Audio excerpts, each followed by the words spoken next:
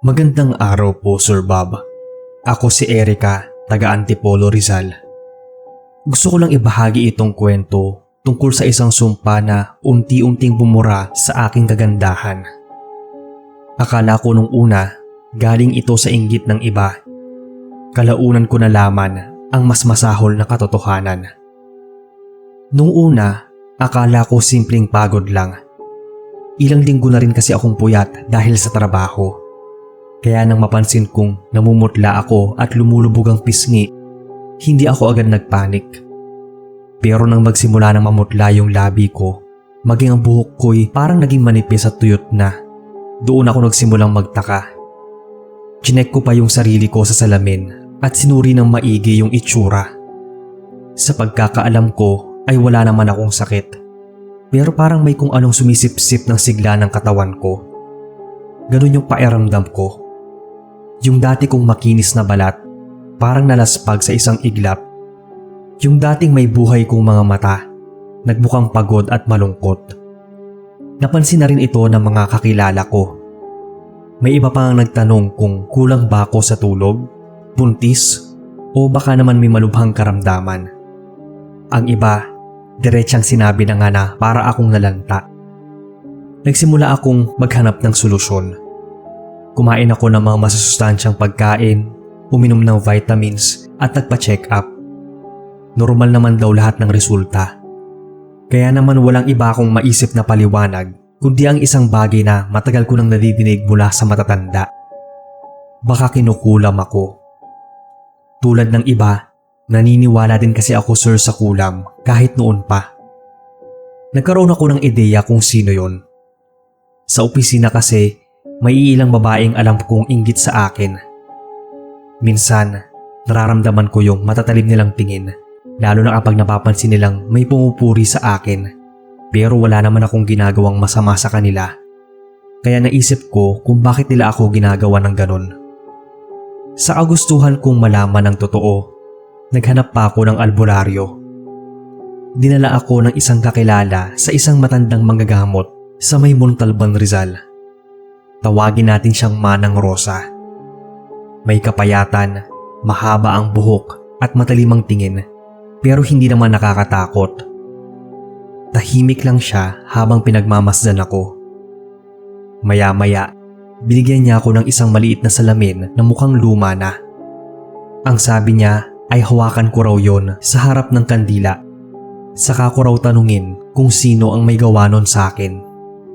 Matapos yon, ay nag-usal siya ng dasal at may pinainom na tsaa mula daw sa mga dahon na mukhang herbal. Kinagabihan, sinunod ko yung bilin niya. Binuksan ko yung ilaw ng kwarto, nagsindi ng kandila at hinawakan ng mahigpit ang salamin. Napansin kong medyo malabo yung refleksyon ko, pero hindi ko yun pinansin. Huminga pa ako ng malalim at tinanong kung sino ang may gawa nito sa akin. Dahang-dahan lumabo ang imahe sa salamin. Tapos parang hinihigop ako nito. Yung ganong pakiramdam. Medyo nahilo-hilo din ako.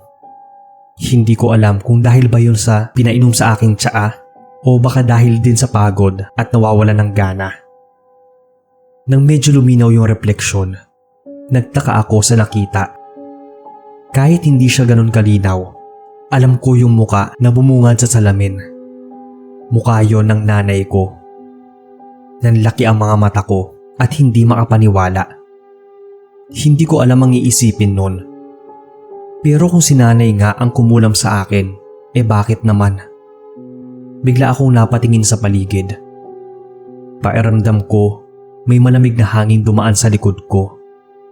Kinusot ko ang mga mata at muling tumingin sa salamin. Wala na yung malabong refleksyon ng nanay ko. At refleksyon ko na yung nakikita ko. Nang bumalik ako kinabukasan kay Manang Rosa, hindi ko napigilang manginig. Tinanong ko siya kung bakit at hindi ko maintindihan. Totoo ba na sinumpa ako ng nanay ko? Tahimik lang muna siya nakatingin sa akin bago napahinga ng malalim. Ang sabi ni Manang Rosa ay hindi niya ako gustong saktan. Nagtaka ako sa sinabi niya. Anong ibig niya sabihin kako? Tugon naman ng matanda ay takot ang nanay ko. Hindi ko agad naunawaan ang ibig niyang sabihin. Pero habang iniisip ko ang mga nakaraang buwan, unti-unti kong nakita ang mga signs. Nitong mga huling buwan kasi, napapadalas ang pag-uusap namin ni nanay tungkol sa kasal. May boyfriend kasi ako noon at balak na naming lumagay sa tahimik. Noong una, parang masaya siya para sa akin.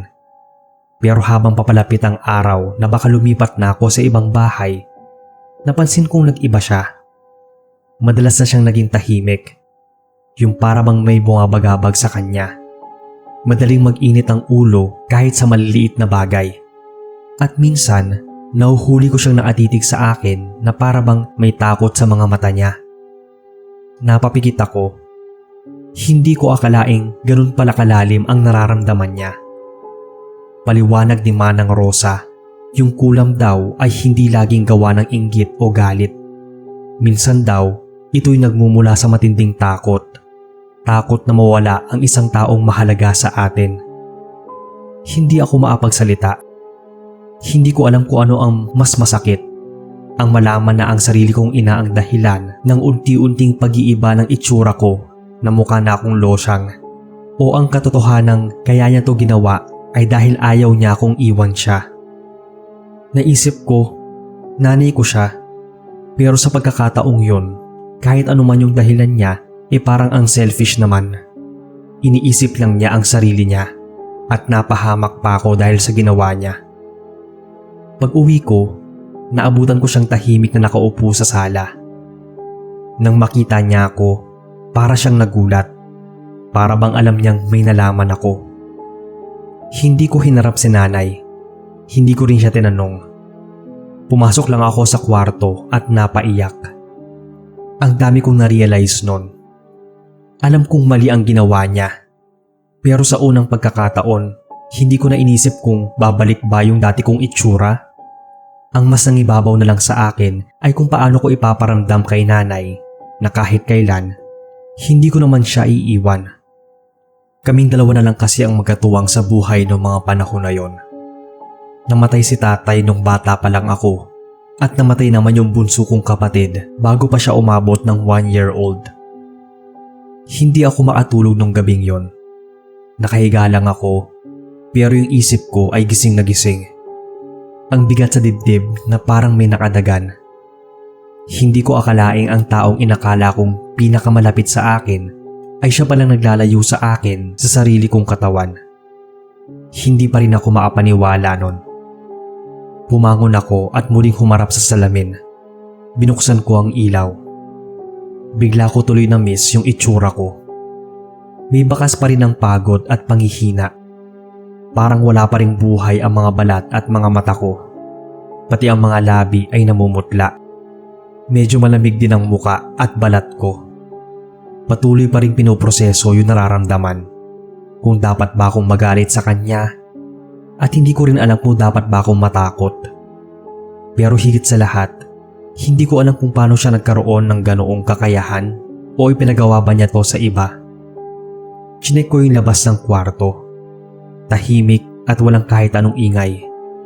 Pero ramdam ko nagising pa siya. Ipinikit ko ang mga mata at pinipilit makatulog. Pero parang may bumubulong sa isip ko kung anong gagawin ko ngayon. Nagising ako kinaumagahan na parang hindi din naman nakatulog talaga. Bumangon ako, naghilamos. Chinek ko yung itsura ko kung may magbabago ba. Baka wala na yung kulam. Pero ganun pa rin. Wala akong ganang kumain nun, pero pinilit ko pa rin dahil baka lalo akong manghina. Hindi na nga ako makapagtrabaho ng maayos simula nung mangyari sa akin to. Nanatnan ko si nanay sa kusina. Tahimik lang siya at para bang walang nangyari. Yung para bang wala siyang ginawa sa akin o kaya hindi niya ako unti-unting sinisira. Gusto kong magtanong nun at malaman kung paano niya yon ginawa at nagawa sa sarili niyang anak. Sa totoo lang, mas gusto kong marinig yung dahilan niya. Nagtagal ako sa bahay ng buong araw. Pinagmamasdan ko lang si nanay mula sa malayo. Hindi niya ako matignan ng diretsyo. Palagi niyang iniiwasan ang mga mata ko. Meron sa akin na gusto siyang lapitan pero hindi ko alam kung paano. Kung paano ko sisimulan ang usapan na alam kong masasaktan lang kaming dalawa. Hindi ko na malayang gumabi na pala. 10:00 na noon ng gabi. Gising pa rin ako. Hindi ako lumabas ng bahay buong araw at madalas lang ako sa kwarto. Tahimik na ang paligid noon. Naramdaman kong oras na para harapin siya. Lumabas na ako at dahan-dahang bumaba ng hagdan. Bukas pa rin ang ilaw sa kusina. Doon ko nakita si nanay. Nakaupo sa hapagkainan, nakayuko at parang malalim ang iniisip. Hindi siya gumalaw kahit na lumapit na ako. Napabuntong hininga na lang ako. Sinimulan kong sabihin na, "Nay, alam ko na." Dahan-dahan pa siyang napatingin sa akin. Pansin ko ang kilabot sa mga mata niya at takot. Tinanong ko siya kung bakit. Gusto ko kasing marinig sa kanya ang dahilan kung totoo ba yung sinabi ng albularyo. Hindi siya sumagot. Lumapit ako at tumabi sa kanya. Hindi ko alam kung paano sisimulan yung usapan pero gusto ko nang malaman mula sa kanya mismo. Maya-maya, napansin kong nanginginig ang mga kamay niya at ang sabi, ayaw niya akong mawala. Nung mga oras na yon, hindi ko alam kung anong mararamdaman ko. Sa loob ng maraming taon, lagi kong iniisip na kaya ako binalaki ni nanay ng maayos ay para matutong tumayo sa sariling mga paa. Pero nung nalaman ko yung totoo, yung ginawa niya, ayaw niya akong tumayo sa sarili ko. Gusto niyang lagi lang akong manatili sa tabi niya. Doon ko mas naintindihan yung takot niya. Gaya nga ng sinabi ko kanina sa kwento, bata pa lang ako, si nanay na yung lagi kong kasama. Wala na si tatay, wala na rin yung bunso kong kapatid. Wala kaming kamag-anak o malalapit na kamag-anak at hindi rin namin sila close. Kumbaga, kaming dalawa na lang talaga ang magkatuwang sa buhay. Wala siyang ibang inaasahan kundi ako at ako siya. At dahil alam niyang may plano na akong bumuo ng sariling pamilya, doon siya natakot. Natakot siyang iwan ko siya ng tuluyan. Pero dahil doon sa takot niya, hindi niya napansin na unti-unti niya akong sinira. Hindi ko alam kung paano ko siya mapapalubag. Hindi ko alam kung paano ko ipaiintindi sa kanya na kahit kailan naman, kahit saan ako mapunta, hindi ko pa rin siya iiwan. Pero alam kong isang bagay ang kailangan kong gawin. Ang maalis yung sumpa o yung kulam sa akin. Kinabukasan, bumalik ako kay Manang Rosa para sabihing nakausap ko na si nanay at kung may paraan ba para mabawi itong kulam sa akin. Meron naman daw paraan para mawala. Pero hindi raw ako ang gagawa. Nagpantig yung tenga ko. Dagdag niya na yung nanay ko lang daw ang makakabawi ng sumpa. Kailangan niya daw kusang loob na bitawan ito. Kung hindi ay tuluyan akong mawawala. Bigla akong nakaramdam ng takot para sa sarili. Hindi lang pala simpleng panghihina ito. Hindi lang pisikal na pagbabago. As in mawawala talaga ako kapag nagtuloy-tuloy pa. Pag-uwi ko, hindi ko na siya inatrasan. Pinaupo ko siya at hinawakan ng mga kamay. Sinabi ko sa kanya na kung mahal niya talaga ako, hahayaan niya akong maging malaya at pakakawala ng kulam na ipinataw niya sa akin. Nag-iba ang ekspresyon niya. Alam kong naiintindihan niya yung ibig kong sabihin. Alam niyang siya lang yung makakatanggal ng kulam. Nagsimula siya nung umiyak pero hindi nagsalita. Naramdaman ko ang pangangatog ng katawan niya. Nakita ko rin ang matinding takot sa kanya. Inulit ko pa na hindi ko siya iiwan pero sa mas mahinang boses na. Dagdag ko pa na mawawala ako kapag nagtuloy-tuloy ito at mahihirapan akong mahalin siya kung unti-unti niya akong sinisira. Isang mahaba at malamig na katahimikan ang bumalot sa amin. Humingi si nanay ng tawad sa mga ginawa niya at ayaw niya akong mawala ng tuluyan dahil ikamamatay daw niya yon. Inalalayan niya ako at nagpunta kami doon sa taong pinuntahan niya para kulamin ako. dito lang din sa Antipolo. Sinabihan niya yung may katandaang babae na alisin na ang kulam sa akin. Matapos ang ritual at ilang minuto, unti-unting gumaan yung pakiramdam ko. Yung para bang bumabalik yung dati kong sigla. Para din ako nabunutan ng tinik at bigat sa dibdib. Dumaan ang mga araw, unti-unti nang bumabalik ang sigla ko, pati na yung kulay sa balat. Nagdingning at kumapal na rin yung buhok ko at bumalik na yung itsura ko sa dati. Si nanay ay ganoon din. Hindi na siya yung dating palaging tahimik pero may kinikimkim. Mas gumaan na rin yung itsura niya. Sana raw balang araw ay mapatawad ko siya. Alam kong mahirap para sa kanya. Alam kong masakit na tanggapin yung katotohanang hindi niya ako maaaring itali sa kanya habang buhay. Pero alam ko rin na mahal niya ako. At sa pagkakataong yon, natutunan niyang mahalin ako sa tamang paraan. Pag tinitingnan ko na yung sarili ko sa salamin, umaayos na rin yung itsura ko. Napatawad ko naman si nanay kahit naging masakit sa akin yung ginawa niya. Mas nangibabaw ang lahat ng mga magandang ginawa niya para sa akin simula pa nung bata. At siya na lang din naman yung maituturing kong pamilya ko nung mga panahon na yon. Mga 10 years ago na rin to nang mangyari. Kasal na kami ng boyfriend ko noon, nakabukod na at may isa ng baby girl na nasa grade 1 ngayon.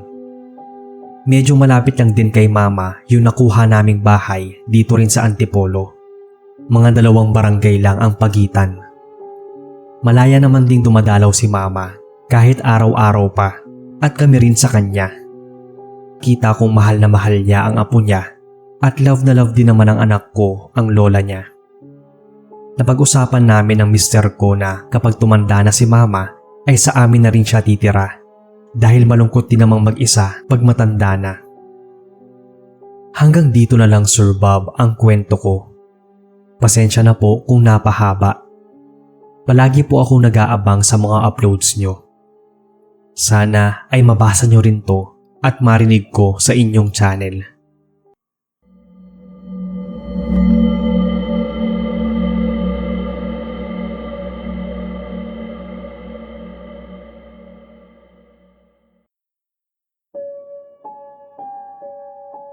Magandang araw po Sir Bob.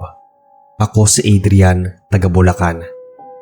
Gusto ko lang ibahagi sa inyo ang kwentong maaaring sabihin ng iba na hindi naman nangyayari sa totoong buhay.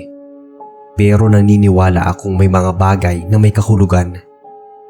Ilang taon na rin ang nakalipas simula nang mangyari ang lahat. At hanggang ngayon, hindi pa rin ako makapaniwala. Nagsimula ang lahat sa pag-aakalang isang ordinaryong sakit lang. Pero ang hindi ko alam, may mas malalim palang dahilan. Nung una, hindi ko masyadong inisip yung mga sintomas ko. Hanggang sa palagi na akong nilalagnat. Naisip ko, baka lang dahil sa init ng panahon o dahil stressed. Pero habang tumatagal, parang may kakaiba nang nangyayari sa katawan ko. Habang may lagnat, ramdam ko rin na unti-unti akong humihina. Yung parang may trangkaso ka. Pero kakaiba kasi to. Yun bang parang lahat ng lakas ko ay nawawala. Hindi ako maapagtrabaho ng maayos. Dumating ang isang gabi na parang hindi ko na kayang magsalita at maglakad ng maayos. Pansin ko naglalagas na rin yung buhok ko sa ulo at parang may problema sa tiyan ko. Hindi ako makakain ng maayos. Lahat nga ng kinakain ko, sinusuka ko lang. Hinang-hina ako nun. At ang nararamdaman ko, hindi lang bulate. Parang may isang bagay o kung ano na kumakain sa katawan ko. Ganun yung feeling.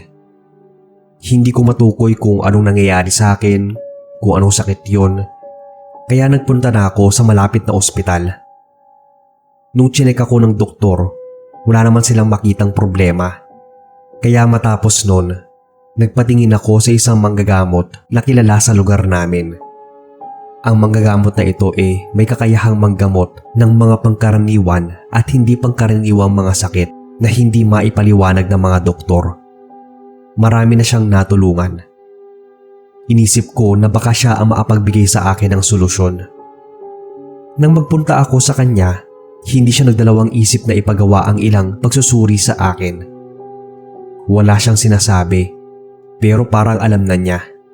Medyo matatagalan lang daw dahil kakaiba daw tong nararamdaman ko. Makalipas ang ilang araw na pagsusuri niya, tinawag niya ako at sinabi na may nakita siyang kakaibang bagay sa loob ng katawan ko. Isang daga. Nagulat ako kasi papaanong magkakaroon ng daga sa loob ng katawan ko? Hindi ba dapat mamamatay siya? Wala din naman akong nalunok na daga o kaya pwede niyang pasukang butas o sugat sa katawan ko. Hindi ako makapaniwala at patanggap yung sinabi niya. Sinubukan ng manggagamot na alisin ito mula sa katawan ko. May ginawa siyang ritual sa akin. Tapos may pinapainom na gamot o likido para daw gumaling ako. Naglalaman yung botelya ng iba't ibang dahon na hindi ko alam kung ano. Basta pakuluan ko lang daw yon at gawing tsaa at inumin. Unti-unting nawala yung mga sintomas ko at umaayos ang pakiramdam ko. Napapaisip talaga ako nun. Paano nangyari ang lahat ng yon? Paano kung hindi lang daga ang nahanap nila sa loob ko? Dahil nga sa sinabi ng manggagamot, iniisip ko na baka may iba pang ibig sabihin ang lahat ng nangyari. Wala naman ako maalalang may ginawa ako o ano kung saan nanggaling yung daga. Marami akong katanungan nun pero walang makuhang sagot. Hindi pa rin daw matukoy ng manggagamot kung paano din nangyari sa akin yon. Hanggang isang gabi, mahimbing ang tulog ko nun. Nakaramdam ako ng parang may kakaibang gumagapang sa katawan ko. Tapos biglang bumigat yung pakiramdam ko. Parang unti-unti na namang bumabalik yung mga sintomas ng sakit ko. Parang nararamdaman ko na naman yung daga na gumagapang sa loob ng katawan ko. Nagsimula na naman akong manghina. Parang may kumakain na naman sa loob ko. Ang sabi kasi ng manggagamot, hindi ako tuluyang gagaling sa kung ano bang sakit o sumpa ang nararanasan ko hanggat hindi namin natutukoy kung sino ang may gawa nun. Tinawagan ko yung girlfriend ko noon at sinabi sa kanya na bumalik na naman yung mga sintomas ng sakit ko. Noong mga panahon kasi na yon ay nasa probinsya siya nila sa Bicol nagtatrabaho. Kaya hindi kami laging nakakapagkita. Mga 2 beses sa isang buwan lang kami kung magkita dahil nga sa magkalayong trabaho namin. Agad kong pinuntahan yung manggagamot. Muli niya akong sinuri at may ginawa na namang ritual.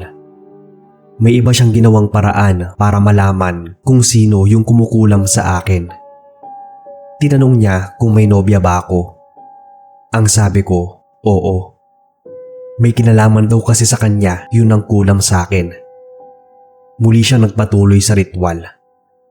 Inalala ko yung mga nangyari sa amin ng girlfriend ko.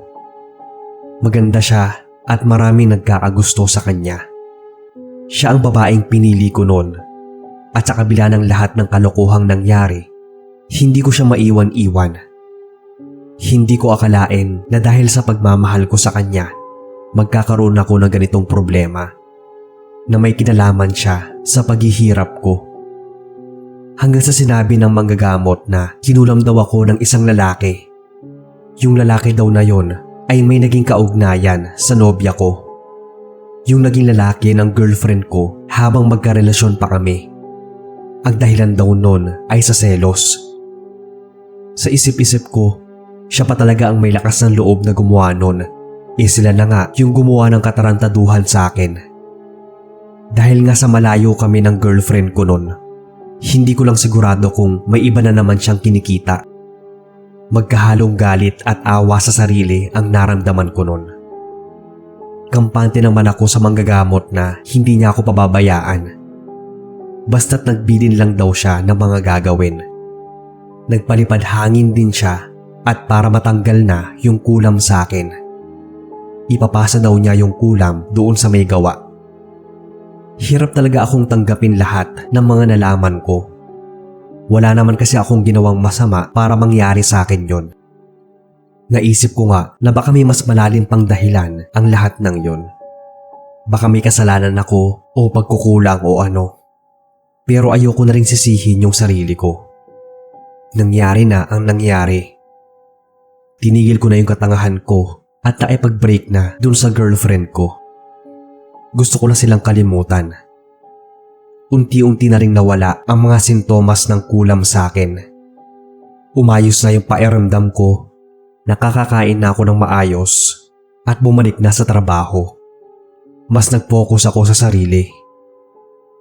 Hanggang dito na lang po, Sir Bob.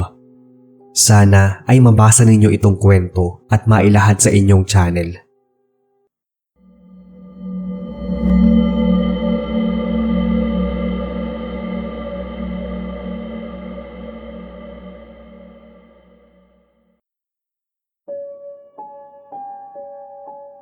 Magandang gabi po, boss. Ako si Aiza, taga Capiz. Gusto ko lang i-share itong kwento tungkol sa karanasan ng isang malapit kong kaibigan. Kung paanong ang inggit at galit ay naging sanhi ng napakalaking sakuna sa buhay ng isang tao.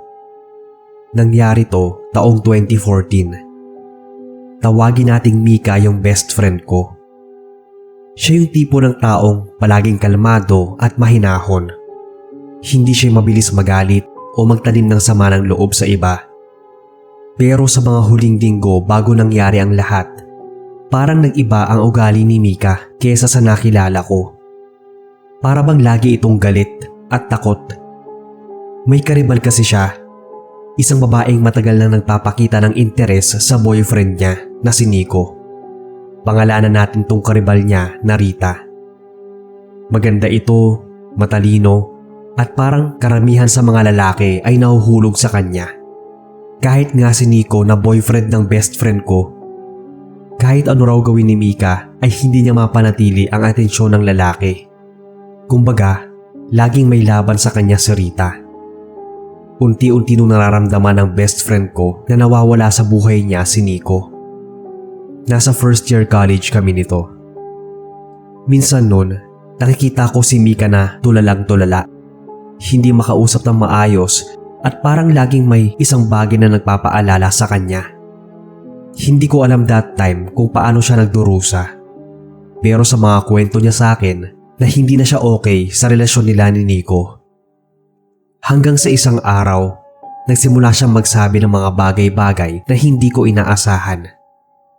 Inamin niya sa akin na hindi na siya masaya. Iniisip niyang may nangyayari na kina Nico at Rita nang hindi niya nalalaman.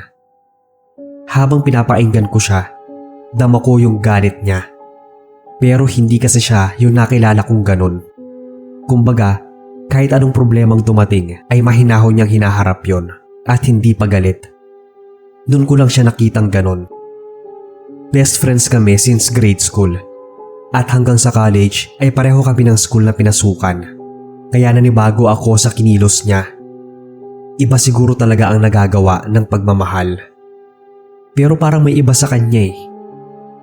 Nang bigla niyang sabihin na may nararamdaman siyang hindi normal. Masakit daw yung katawan niya, hindi makatulog, parang may mabigat sa dibdib at parang may sumasakal sa kanya. Pansin din niya yung pag-iiba ng ugali niya pero hindi niya makontrol. Kilala ang Capiz dahil rin sa kababalaghan. Kaya nag-decide kami na pumunta sa isang albularyo. Tawagin nating Lola Isabel yon. Kilala sa kanilang barangay. Maraming taon na rin siyang albularya.